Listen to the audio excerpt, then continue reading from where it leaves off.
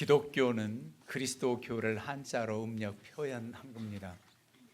우리는 그리스도교, 예수 그리스도를 중심으로 하나님을 섬기며 믿음 안에서 승리하는 하나님의 거룩한 백성, 하나님의 자녀가 된 줄로 믿습니다. 우리나라는 사계절이 있어서 특별히 예수 그리스도의 부활 절기가 이 봄철이어서 너무나 와닿아요.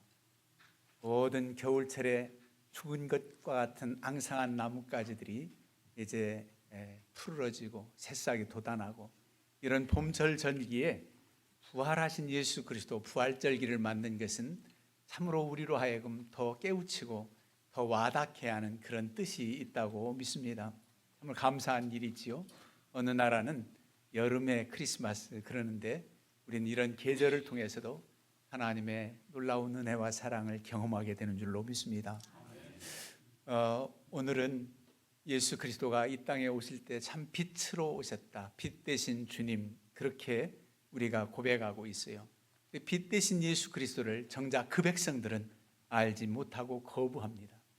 그러나 이방인에 비춰진 이 빛은 그를 믿고 주께로 돌아오는 모든 사람들이 구원받고 영생의 복을 누리게 된 우리인 줄로 믿어요. 너무 감사한 일이지요.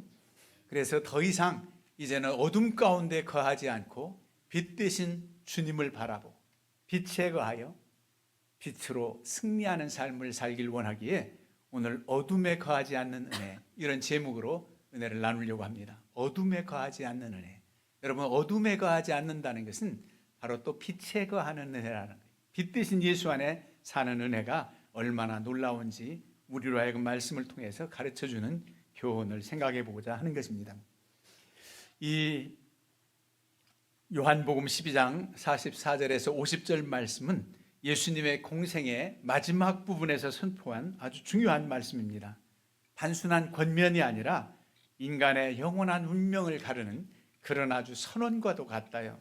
정말 빛 가운데로 나와서 구원받고 영생의 복을 누리겠는가?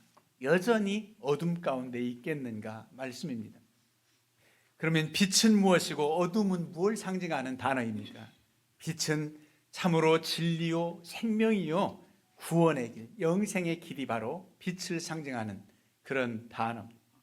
그리고 어둠은 죄와 근심, 걱정, 불안, 사망, 이런 모든 권세를 어둠으로 표현합니다. 그래서 이 어둠과 우리가 싸워서 이겨야 된다, 이런 차원이 아니라 사실상 어둠의 세력은 빛이 오면 물러가는 겁니다. 어둠은 싸움의 대상이 아니에요. 캄캄한 밤에 스위치를 켜면 빛이 비추면서 어둠은 언제 사라졌는지 물러가게 되어 있습니다. 즉, 어둠 가운데 있던 우리가 예수 그리스도를 만나서 빛 가운데 거하니까 어느덧 어둠은 사라지고 참 빛의 삶을 살게 되는 은혜가 있단 말이죠. 그러면 이 첫 번째로 우리가 어둠이 뭘까 생각해 볼 때 죄의 문제입니다. 인간의 죄의 문제는 우리를 언제나 어둡게 만듭니다. 과거에 지었던 죄책감에 사로잡혀서 죄책감이라는 감옥에 헤어나질 못하는 그 모든 문제, 죄가 없다고 생각하라는 게 아니라 이 죄의 문제를 해결해 주실 분은 오직 예수 그리스도입니다. 내가 내 죄를 사했다. 여러분, 구약시대, 아니 예수님 시대에 왜 바리새인들이 그렇게 주님을 욕보이고 힘들게 했습니까? 죄사함의 권세를 선포할 때 내가 하나님이냐는 거예요. 여러분, 하나님만이 죄를 사할 수 있는 권세가 있는데 왜 내가 죄를 사한다고 하느냐, 그걸 문제 삼았습니다.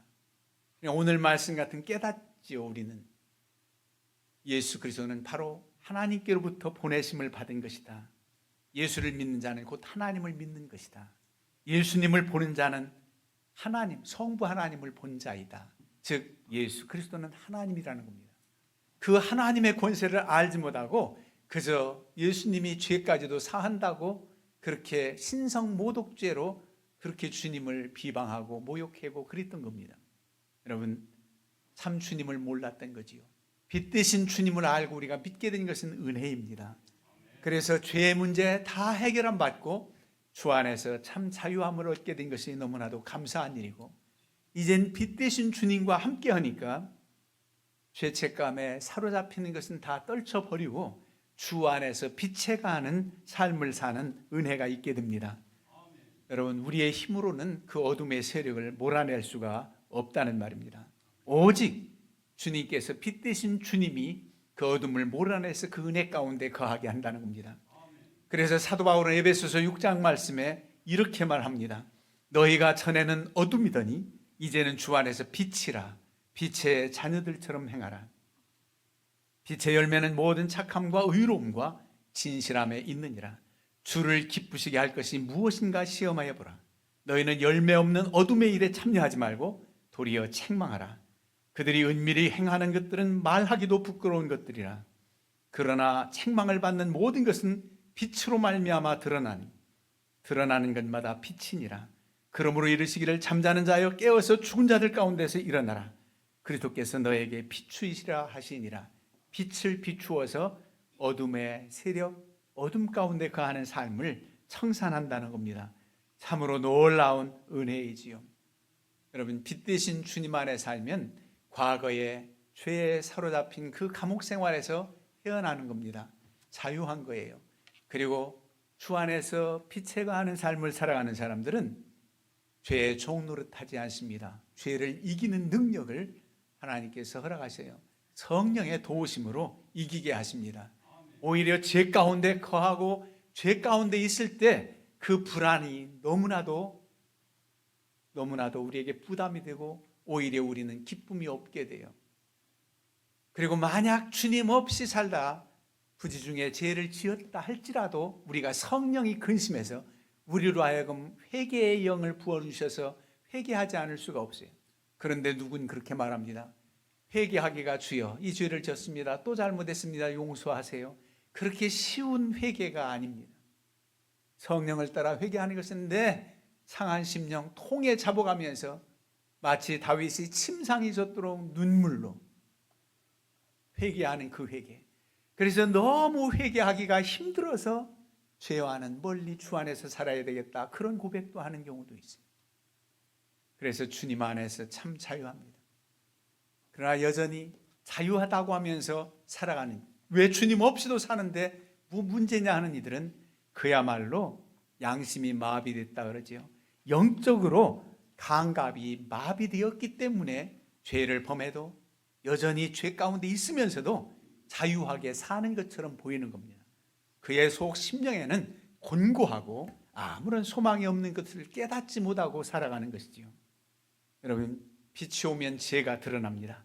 밝은 빛이 방을 비추면 구석구석 먼지가 다 보이듯 예수 그리스도의 빛이 우리 영혼에 비추면 우리 자신이 얼마나 죄인이었는가, 죄 가운데 살았던가를 깨우닫게 되어서 그로 인해서 내 죄가 드러나시 너는 심판을 받아 마땅해가 아니라 주께서 용서하시고 치유의 은혜를 허락하세요. 그래서 빛 대신 주님 앞에 나아가 통해 잡아가고 청산할 때에 우리가 참 기쁨의 삶을 살게 된단 말이죠. 그 빛은 우리를 살리는 빛이에요. 마치 수술대의 조명등처럼 그 밝은 빛으로 암덩어리를 제거하고 수술하듯이 그 빛을 비추임 받아 우리가 새롭게 변화되는 그런 놀라운 은혜가 있게 된단 말입니다. 이게 바로 죄의 문제 해결함, 또 죄 가운데 거하지 않는 그런 은혜의 삶을 살게 되는 거지요. 또 어둠은 무엇을 상징하느냐? 우리의 삶의 방향성이라든가 또 염려와 근심과 걱정, 모든 불안, 두려움, 이런 것들이 우리를 어둡게 만듭니다. 우리 삶의 현장에서 경험하는 모든 어두운 세력들, 없는 사람 없지요. 염려와 근심, 걱정거리 없는 사람이 있습니까? 작은 염려, 큰 염려 누구나 다 있습니다. 아니, 아직 닥치지도 않은 내일의 염려까지도 있어요. 그래서 주께서 말씀하십니다. 내일은 내일이 염려할 것이요 한날의 괴로움 그날의 족하다. 여러분, 내일은 내일이 염려하게 하래요. 옛날 먼저 개역성경에는 내일은 내일을 염려할 것이요 내일 가서 염려하라는 뜻으로 생각했지만 지금 번역은 더 정확합니다. 내일은 내일이 염려하게 할 것이요. 내일을 지으신 하나님께 내일도 맡기라는 겁니다. 내일의 주체도 하나님이시라는 거예요. 내일을 내일을 하나님께 맡겨라. 그래서 우리의 삶의 모든 방향성, 모든 염려, 근심, 걱정거리 다 빛 대신 주님께 나와서 해결함 받으라는 겁니다. 여러분, 그냥 우리가 살아가니까 사는 것이지 하면서 아무런 의미 없이 살아가는 생에 가장 불쌍한 사람이 어디서 왔는지 어디로 가는지 인생의 목적도 모른 채 그냥 살아간다는 것은 너무 안타까운 일이지요. 철학적인 질문을 깊은 철학, 깊은 지식으로서 해결할 수 있는 게 아니라 인간의 궁극적인 어떤 삶의 정체성, 궁극적인 모든 사망의 문제까지도 우리는 주님께로부터 교훈을 얻고 진리 되신 주님을 따라서 우리는 해결함을 받게 됩니다. 그래서 빛 되신 주님을 통해서 우리의 아는 지식이 무지했던 우리의 어둠의 세력도 물러가고 깨우침 받게 됩니다. 이 세상은 바로 자연 그대로가 아니라 하나님께서 세우시고 섭리하시는 은혜 가운데 있고 나 개인의 생사화 복도 하나님께 있다고 믿는 믿음을 갖는 것이 우리가 주의 빛을 비추어서 무지가 물러가고 알게 된 사실입니다. 이게 그냥 알아지는 게 아니에요. 누가 가르쳐 주어서 아는 게 아닙니다. 그리스도의 빛이 우리의 심령을 비추고 우리를 일깨워 주시고 성령께서 깨우쳐 주셨기에 우리가 참으로 주님을 알고 영원한 소망이 있다는 것 또한 알게 되는 겁니다. 이 땅에서의 모든 삶의 문제를 주님께 맡기고 나아갈 때 우리가 염려, 불안, 걱정거리 다 해결함 받게 된단 말이에요. 빛 대신 주님께로 나오라는 겁니다. 계속 삶의 현장에서 헤매이지 말고 주님께로 나오라는 거예요. 여러분, 어떤 이들은 전도해가지고 교회에 나와서 예수님을 믿고 만나게 되지만 어떤 이들은 또 특별한 은혜를 입어 새벽에 술 취해서 지나가다가 십자가 불빛을 바라보고 자기 발로 교회에 나와서 예배하게 되는, 하나님을 찾게 되는 사람도 있습니다. 그 불빛을 보고 왔는데 진정은 저 십자가 불빛도 상징적이지만 빛 대신 예수 그리스도를 찾아와 만난다면 모든 과거의 잘못된 것들을 청산하고 주님 앞에 나와서 행복한 의미 있는 삶을 살게 된다는 말입니다. 그래서 이렇게 귀한 은혜예요. 예전에는 똑같이 불안했어도 적어도 빛 대신 주님께 나아간다고 하는 그 열심이 우리 안에 있어야 됩니다. 여러분, 제자들이 처음부터 대단한 믿음이 있었던 건 아니에요. 그래도 그 작은 믿음이지만 주님을 찾고 이분이 누구시라는 것을 점점 알아갑니다. 그 주님을 온전히 알았을 때 그들은 주를 위해서 순교도 마다하지 않는 믿음의 사람들로 세워집니다. 그런데 초기는 너무 무지해요. 주님을 온전히 알질 못해요. 마가복음 4장, 마태복음 8장에 거라사 지방으로 배를 타고 가는데 광풍을 만나요. 풍랑이 일어나는데 우리 주님은 고물에서 주무신지라.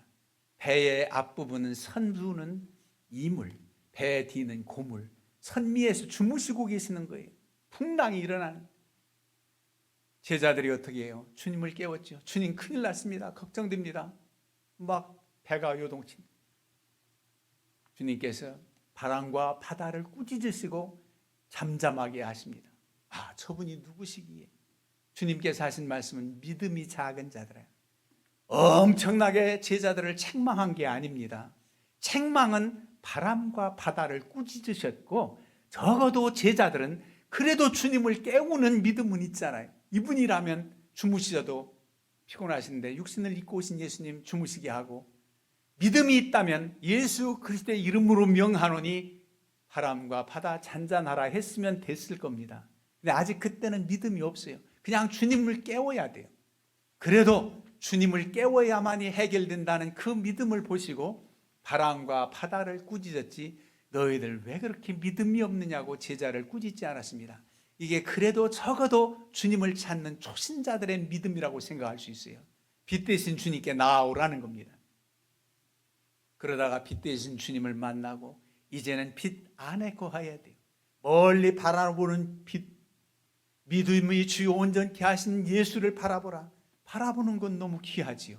주님께 가까이 나아간다 귀하지요. 그러나 믿음의 연조가 있고 확신이 있는 하나님의 백성, 믿음 있는 제자들은 어떻게 합니까? 빛 대신 주님을 모시고 사는 겁니다. 내 안에 빛 대신 예수 그리스도가 내 안에 거하는 그런 삶을 살게 되는 거예요. 그러면 모든 염려와 근심, 걱정거리가 있다 할지라도 내 안에서 자리 잡고 어두움의 한 부분 방을 만들 수가 없습니다. 아직 해결되지는 않았어요. 그러나 주께서 함께 하신 은혜, 빛의 그 놀라운 은혜와 빛의 놀라운 역사가 더 크기에 내가 염려하고 근심 걱정했던 두려운 마음은 어느덧 사라지는 겁니다. 아직 문제는 있어요. 그래도 주께서 나를 강권하시기에 담대한 마음이 생겨지는 거죠. 이게 바로 은혜인 줄로 믿습니다. 여러분, 우리가 빛 대신 예수 그리스도를 만나고 아는데 다 깨닫지 못해서 어떤 때 안타까워할 때도 있어요. 하나님, 믿음으로 살려고 하는데 왜 내 이렇게 충첩되는 고난이 있습니까? 라는 질문도 있지요. 그래도 누구보다도 내가 완전한 의인은 아니지만 의롭게 살려고 하는데 왜 내게 이런 어려움이 있습니까? 왜 의인이 고통받습니까? 그런 문제도 있어요. 그런데 우리는 의인이 고난받는 문제를 말씀을 통해서 우리가 지혜를 얻고 깨달음을 얻어요. 바로 욥의 고난. 당시에 욥의 친구들이 아주 그들의 성품이 나빠서가 아니라 그저 예전의 논리, 예전에 하나님께 대한 지식만 가지고 접근했기 때문에 욥에게 참 위로가 되지 않고 하나님께로부터 책망받습니다. 뭐냐면 내가 이렇게 고난당하는 것은 우리는 알지 못하는, 사람들은 알지 못하는 죄를 지었기 때문에 내가 고난받는다고 정죄하는 겁니다. 너 죄를 져서 내 자식들이 하루아침에 죽음을 당하고 내 모든 가상 도적들에게 빼앗기고 내 몸에 악창까지 난 것은 내가 죄를 져서 그렇다. 그런 논리. 그럴 때 아무런 위로가 되지 못해. 그러나 욥이 완전하진 않지만 얼마나 하나님 뜻대로 살려고 애쓴 사람입니까? 그래서 그 의인의 고난, 하나님의 연단이라는 것을 알고 우리로 하여금 이 말씀을 깨우쳐 주신 은혜가 감사해서 믿음으로 살 때 우리가 힘을 얻게 되는 겁니다. 어려움 중에도 하나님을 의지하게 되는 겁니다. 이 땅에서 다 해결받을 수 없어요. 이런 의인이 고난받는 문제를 욥을 통해서 위로받고 새 힘을 얻는다고 하지만 작은부터 큰 일까지 소위 말하는 인간의 궁극적인 문제도 다 해결되지 못할 때도 많이 있어요. 그래서 사도 바울은 일찍이 고린도전서 13장 사랑장 마지막 부분에 우리가 이제는 거울로 보는 것 같이 희미하나 그때에는 얼굴과 얼굴을 대하여 볼 것이요 이제는 우리가 부분적으로 아나 그때는 주께서 나를 아신 것 같이 내가 온전히 알리라. 여러분, 지금은 거울로 보는 것 같이 희미하대요. 오늘날 같이 그런 수은 거울이 아니라 구리거울이, 옛날에 희미하게 비춰지는 구리거울, 어두운 물두멍에 얼굴을 비추어지는 그런 정도 희미한 얼굴, 세밀한 티를 발견하지 못하는 그런 거울, 그런 거울로 보는 것 같지만 그때는 얼굴과 얼굴을 대하여 볼 것이요 주님 앞에서는 모든 것 밝히 볼 수 있는 날이 아니다. 지금은 왜 내가 이런 고난, 이런 어려움이 있습니까? 라고 하는 질문을 직접 답 주시지 않고 답답해 보이는 것 같아도, 조금 어렴풋이 말씀을 통해서 아는 것 같아도 그게 바로 부분적으로 아는 거예요. 그러나 주께서 나를 아신 것 같이 내가 온전히 알리라. 얼마나 위로되는 말씀인지 몰라요. 지금은 부분적으로 아나 그때는 온전히 알게 될 것이다 이러지 않고 그때는 주께서 나를 아신 것 같이 내가 온전히 알리라. 주님이 나를 알아주신다는 그 놀라운 은혜의 말씀을 따라서 온전히 해결돼요. 여러분, 이 땅에서 수수께끼와 같은 것 너무 연연하지 마세요. 왜 이렇습니까? 하지 마세요. 주님 나라 가면 물어봐야지. 주님께 가면 해결될 거야. 그렇게 남겨두세요. 그래도 여러분 불안해하지 않는 것은 주님이 나와 함께 하시기 때문에 온전히 알 때가 있어요. 여러분, 삶의 방향 상실하고 염려, 근심, 걱정거리 모든 어둠 가운데 거하기 때문에 그렇지만 빛 대신 예수 안에서 우리가 참으로 자유하고 참으로 인도함 받을 수 있다는 겁니다. 이제 언제까지나 전혀 빛이 들어오지 않는 어둠 가운데 어둠의 동굴에서 갇혀 있기를 원하지 않습니다. 빛 가운데 나오길 원하시고 빛 대신 주님 모시고 살기를 원하시기 때문입니다. 갑자기 찾아온 경제적인 위기, 자녀에 대한 문제, 건강의 악화, 여러 가지 불확실한 미래, 이런 것들로 우리가 어두울 때에 우리 주님을 의지해서 몰아낼 수가 있단 말입니다. 여러분, 이제는 마지막으로 바로 인간의 가장 궁극적인 문제, 죽음의 문제예요. 그 죽음의 문제를 주께서 해결해 주시는데 영생이 복이 있다는 겁니다. 영생이 있다는 거예요. 영원한 삶, 영원한 삶이 영생입니다. 오늘 말씀 마지막 부분에도 이렇게 말씀합니다. 나는 그의 명령이 영생인 줄 아노라. 그러므로 내가 이르는 것은 내 아버지께서 내게 말씀하신 그대로니라. 주님 보내신 말씀, 주님께서 하나님께서 성부 하나님이 하신 말씀 그대로 전했고, 성부 하나님께는 영생이라는 단어가 합당합니다. 영원한 생명이 있다는 거예요. 죽음이 끝이 아니라는 겁니다. 영원한 생명, 그 약속을 바라보면서 우리가 주와 함께 갈 때 우리는 모든 두려움이 없는 거예요. 사라지는 겁니다. 그래서 믿음의 소문만 듣고도 큰 믿음으로 간 이들은 하나님의 영광을 보게 됩니다. 소문만 듣고도. 그런데 여러분이 나서나 얼마나 많은 믿음의 경험, 주의 사신 역사를 얼마나 많이 경험했습니까? 간증도 많이 했잖아요. 그런데 이스라엘 백성들은 그렇게 경험하고도 원망 불평이에요. 어려움 당하면 방금 전에 있었던 놀라운 기적을 생각지도 못해요. 모두가 기적입니다. 하나님의 은혜인데 그저 일단 원망하고 봐요. 여러분들은 어떻게 은혜 생활할 수 있느냐? 일단 감사부터 하세요.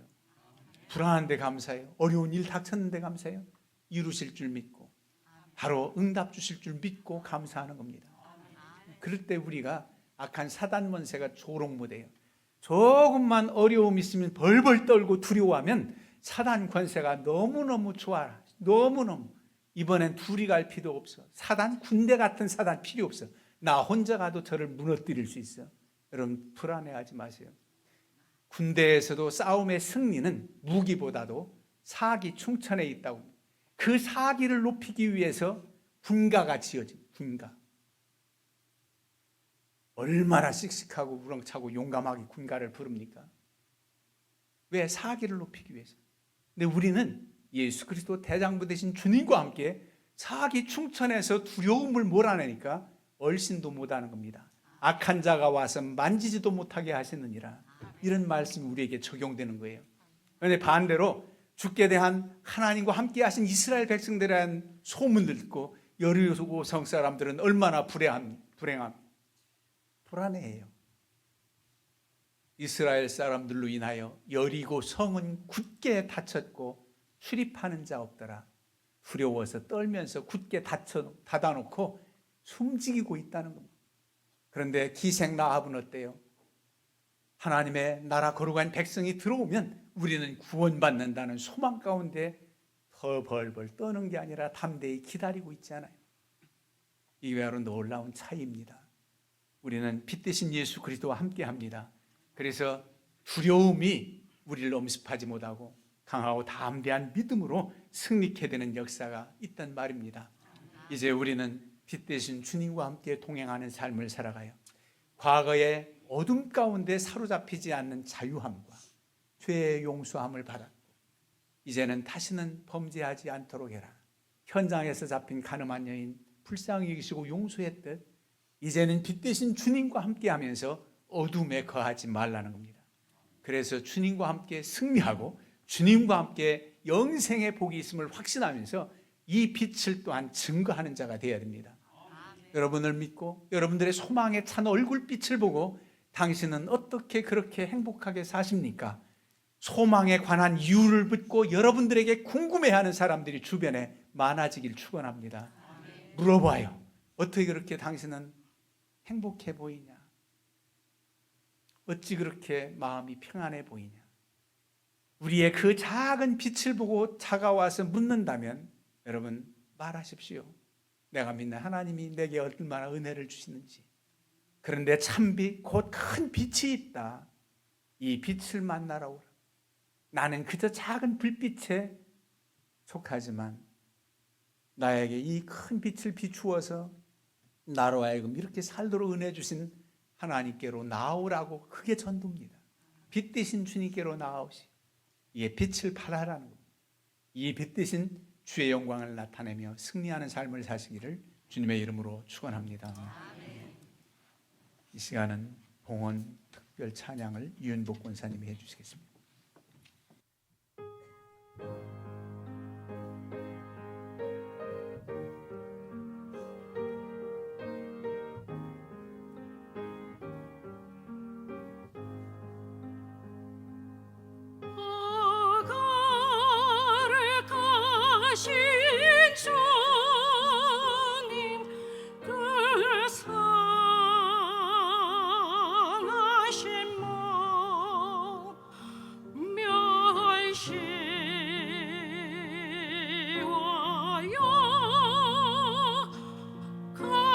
시간 쓰셨네.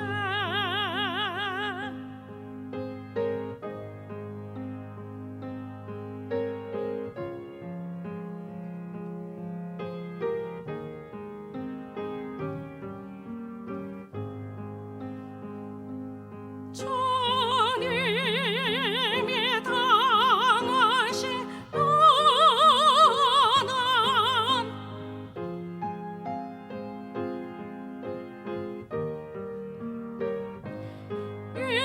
이제